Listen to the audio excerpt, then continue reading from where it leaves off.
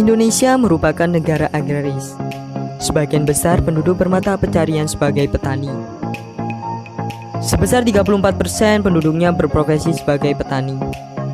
Sebagian besar hasilnya berupa tanaman pangan.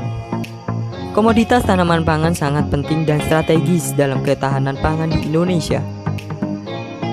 Namun, semenjak adanya serangan hama tikus sejak tahun 2014 hingga sekarang membuat petani resah.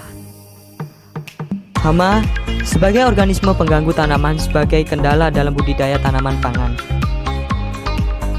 yang dapat menurunkan produktivitas hasil panen sehingga dianggap merugikan hasil pertanian. Disusun oleh Fatkul Hanif Ramadan, NIM 1904811000043 Teknik Mesin Angkatan 2019. Rafli Firman Surya Putra, NIM 1904811000058 Teknik Mesin Angkatan 2019. Dina Novitasari, NIM 1904811000034 Teknik Mesin Angkatan 2019. Tanisya Haryanto Putri, NIM 1903111000007 Agroteknologi Angkatan 2019. Pandu Saputra, NIM 1904311000014 Teknik Elektro Angkatan 2019. Muhammad Rohli, NIM 1904311000022 Teknik Elektro Angkatan 2019. Dengan dosen pembimbing Ahmad Kusairi SST MMMT.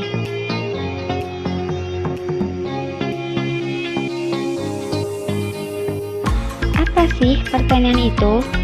Pertanian adalah kegiatan pemanfaatan sumber daya nabati yang dilakukan manusia untuk menghasilkan bahan pangan, bahan baku industri atau sumber energi, serta untuk mengelola lingkungan hidupnya. Hama. Apa itu hama? Hama adalah organisme pengganggu tanaman sebagai kendala dalam budidaya tanaman pangan yang dapat menurunkan produktivitas hasil panen sehingga dianggap merugikan. Salah satu hama dalam tanaman pangan yang mengganggu aktivitas pertanian yaitu tikus. Tikus sawah atau yang mempunyai nama ilmiah Rattus argentiventer merupakan hama utama yang dapat menyebabkan kerusakan pada tanaman pangan di lahan. Akibatnya, petani mengalami gagal panen sehingga mempengaruhi pada hasil panen dan ekonomi petani. Pentingnya potensi pemanfaatan alat sensor pendeteksi hama tikus bagi pertanian di Indonesia dapat meningkatkan efektivitas hasil panen yang nantinya juga berpengaruh terhadap ketersediaan pangan di era pandemi.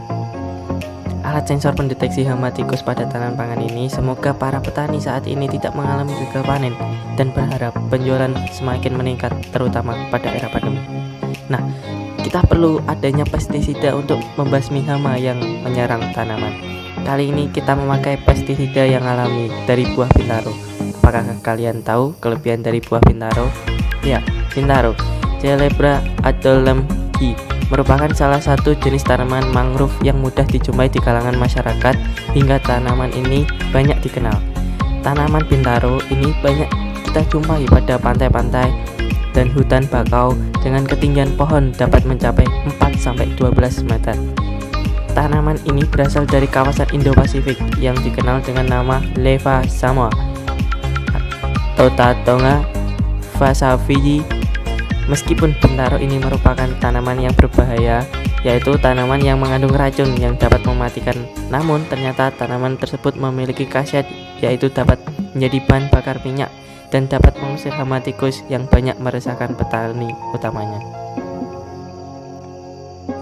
Nah, selanjutnya adalah penerapan teknologi pada alat sensor pendeteksi tikus. Nah, penerapan di sini kami menggunakan beberapa bahan dan juga alat, antara lain yaitu sensor PIR. Kepanjangan PIR sendiri adalah Passive Infrared Receiver. Nah, Passive Infrared Receiver merupakan sebuah sensor yang berbasiskan inframerah. Akan tetapi, tidak seperti sensor infrared kebanyakan yang terdiri dari infrared receiver LED dan fototransistor. Sensor PIR hanya bereaksi pada tubuh manusia atau makhluk hidup saja, disebabkan karena adanya infrared receiver filter yang menyaring panjang gelombang sinar infrared pasif, dan IR filter atau infrared receiver filter di modul sensor bir ini merupakan menyaring panjang gelombang sinar infrared pasif antara lain 8 sampai 14 mikrometer. Nah, sehingga panjang gelombang yang dihasilkan dari tubuh manusia yang berkisar antara 9 sampai 10 mikrometer ini saja yang hanya dapat terdeteksi oleh sensor. Nah, sensor bir itu sendiri terdiri dari beberapa bagian, yaitu lensa yang pertama, yang kedua penyaring inframerah, yang ketiga sensor piezoelektrik, nah yang keempat penguat amplifier, dan yang kelima yang terakhir yaitu komparator. Nah, selain sensor bir di sini juga ada Arduino. Arduino mungkin tidak asing bagi kita, yaitu yang dikatakan sebagai sebuah platform dari physical computing yang bersifat open source. Pertama-tama perlu dipahami bahwa kata platform di sini adalah sebuah pilihan kata yang tepat. Arduino tidak hanya sekedar sebuah alat pengembangan, tetapi ia adalah kombinasi dari hardware, bahasa pemrograman, dan integrated development environment IDE yang canggih. IDE atau Integrated Development Environment adalah sebuah software yang sangat berperan untuk menuliskan program, mengcompile menjadi kode biner, dan mengupload ke dalam memori microcontroller. Ada banyak proyek dan alat-alat dikembangkan oleh akademisi dan profesional dengan menggunakan Arduino. Nah, selain itu juga ada banyak modul-modul pendukung sensor, tampilan, penggerak, dan sebagainya yang dibuat oleh pihak lain untuk bisa disambungkan dengan Arduino. Arduino berevolusi menjadi sebuah platform karena ia menjadi pilihan dan acuan bagi banyak praktisi. Gimana sih sistem kerja alat pendeteksi hama ini? Sistem kerja alat pendeteksi ini yaitu dengan meletakkan alat yang nantinya akan diletakkan di pematang lahan. Cara penggunaan alat ini yaitu terdapat lampu dan juga benda yang akan mengundang hama dengan menaruh insektisida yang berfungsi sebagai alat untuk mengundang tikus dan hama lainnya supaya mendekat. Sensor bir akan aktif ketika posisi hewan kurang lebih 10 cm berada di depan sensor. Setelah sensor ultrasonik mendeteksi adanya tikus atau hama lainnya, sprayer akan menyemprot secara otomatis. Ketika sensor tidak lagi mendeteksi adanya tikus atau hama lainnya, secara otomatis sprayer mati dengan sendirinya. Cara pengaplikasian penyemprotan tersebut meniru cara menyemprot disinfektan otomatis. Gimana sih prosedur penerapan konstruksi alat ini? Alat sensor pendeteksi hama akan diletakkan pada lahan pertanian. Perancangan alat ini menggunakan alas bermaterial papan kayu dan dikelilingi oleh plat besi. Pada plat besi diberi pengaman tiang penyangga pada setiap sudutnya yang akan tertanam pada tanah. Sedangkan pada sensor akan menempang pada plat besi dan papan kayu tersebut. Pengujian alat. Pengujian alat dilakukan dengan melakukan pengamatan dan menganalisa secara langsung pada lahan pertanian. Alat sensor pendeteksi hama tikus yang telah diletakkan pada sebidang tanah dengan ukuran 4 x 4 meter mendeteksi seekor tikus dengan jarak kurang lebih 2 meter.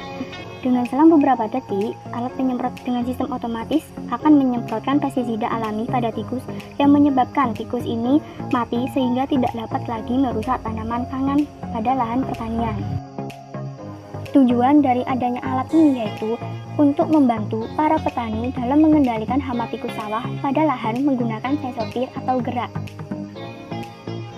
Dengan adanya alat ini diharapkan dapat bekerja secara maksimal dan optimal agar dapat membasmi hama tikus secara tepat sehingga dapat meningkatkan hasil panen supaya kesejahteraan petani pun terjamin.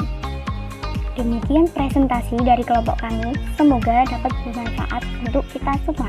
Akhirul kalam, wassalamualaikum warahmatullahi wabarakatuh.